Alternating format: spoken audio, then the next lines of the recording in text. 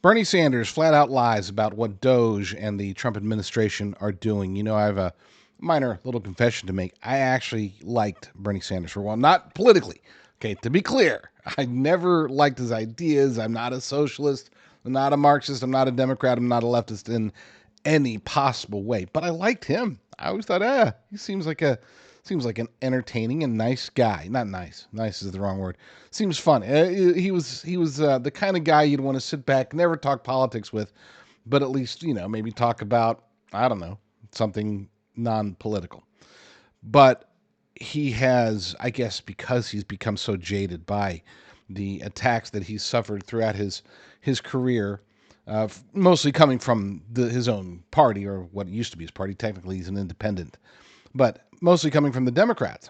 And so now he has reverted back to his default setting of just telling bald-faced lies in order to try to defend the swamp, advance the Democrats' agenda in any way they can legislatively, which is pretty much nil, but at least they can hoot and holler and scream all day about it.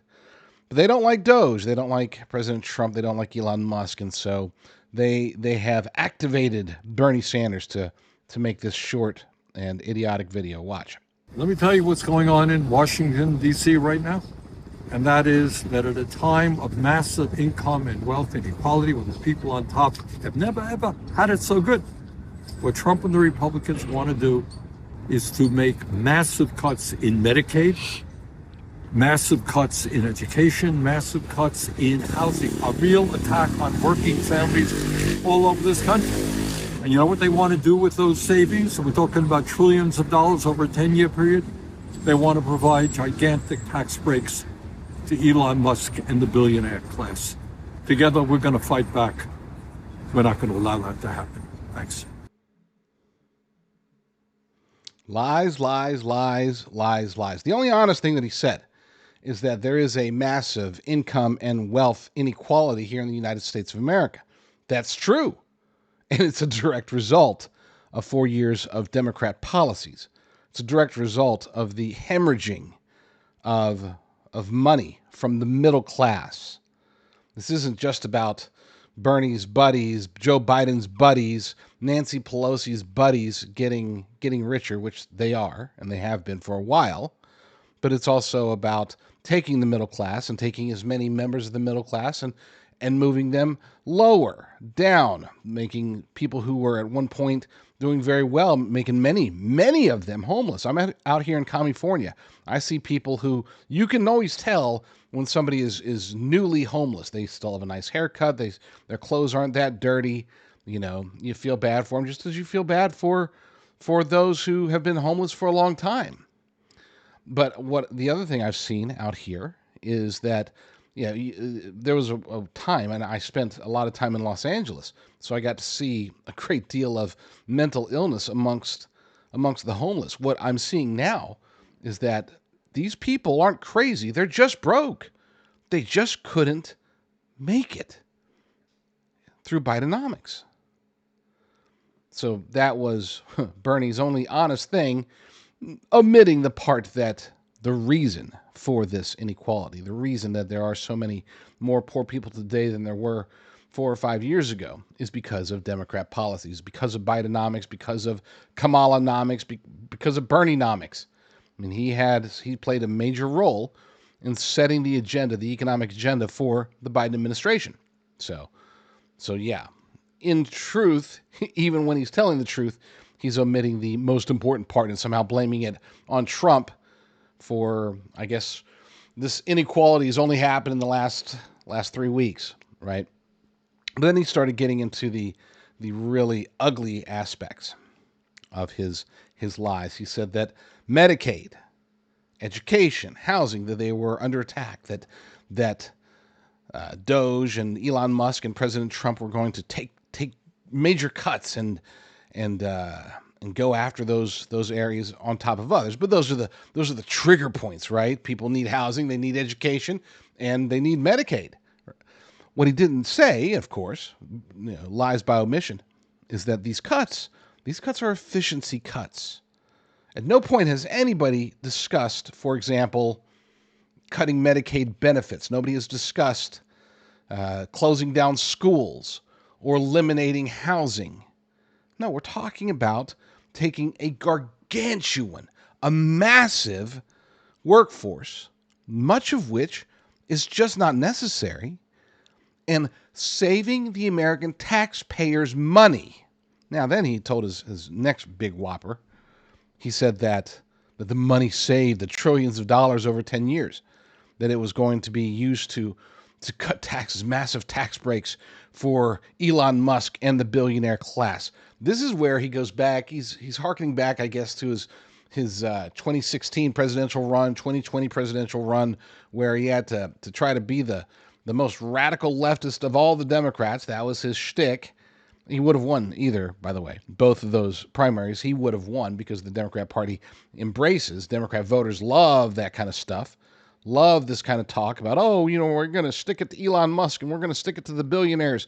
He knows that it works. That's why he keeps repeating it. He would have won had he not been cheated by the Democrat Party. But hey, those are discussions for another day. Point is that it's not true. Not in the least bit. Ever since 2018, ever since the last major GOP tax cuts, the discussion has always been surrounding how do we cut taxes for the middle class. And people often say, what about poor people? Well, generally speaking, they're not paying taxes anyway. Okay? They're getting tax refunds. If they're not making a certain amount of money, they're getting tax refunds at the end of the year. If they are making a certain amount of money, they're paying taxes.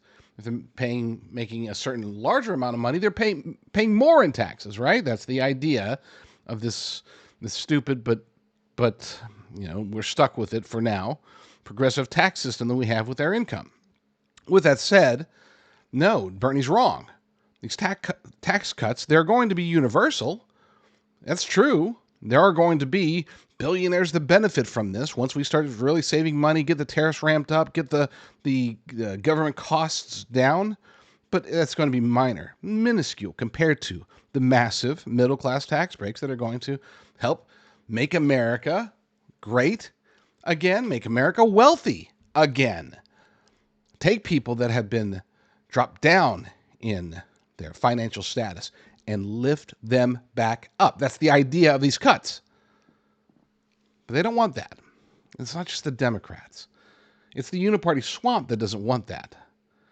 And they're activating Bernie Sanders. They're sending out all their congressmen, their senators. They're, of course, engaging in massive, the most massive lawfare campaigns that we've ever seen as a nation, that have ever occurred in the history of the planet.